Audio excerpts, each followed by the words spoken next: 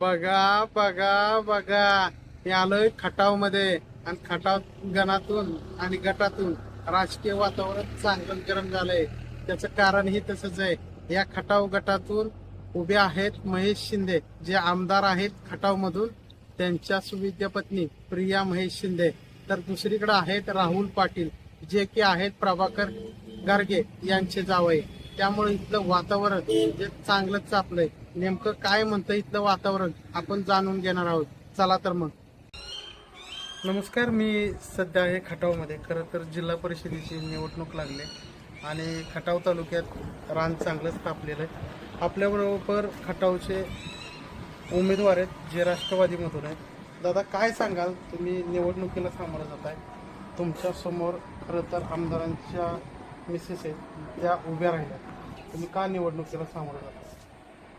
खरं तर मी सुरुवातीला महेश शिंदेना आम्ही एकत्र होतो.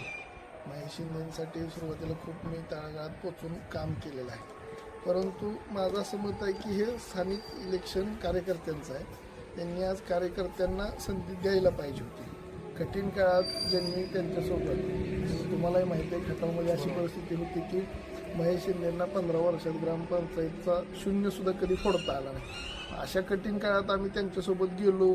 ग्रामपंचायत आम्ही इलेक्शन एकत्र लढवलं असं मी म्हणत नाही की पण 15 वर्षात जे जमलं नाही ते आम्ही एकत्र आल्यानंतर करून दाखवलं. गावात तळागाळात मी पोचलो होतो.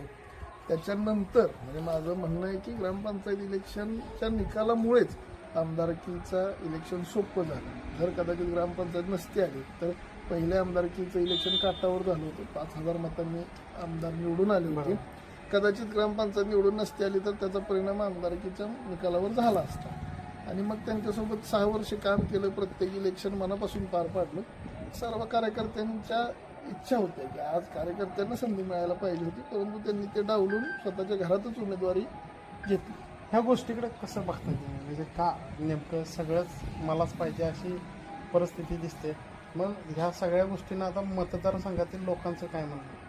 सगळ्यांचं हेच मत आहे. मी खूप आता लोकांना, आम्ही पहिल्यांदा खूप लोकांनी आग्रही त्यांना केला की आमदार तुम्ही आहात, तुम्हाला ह्या भागात जनतेने निवडून दिले, तुम्हाला जनतेची सेवा करायला आमदार हे पद असताना तुम्हाला घरात झेडपीचं पद घेऊन काय, त्यातून काय साध्य होणार आहे. आणि खूप लोकांनी त्यांना आग्रही केला.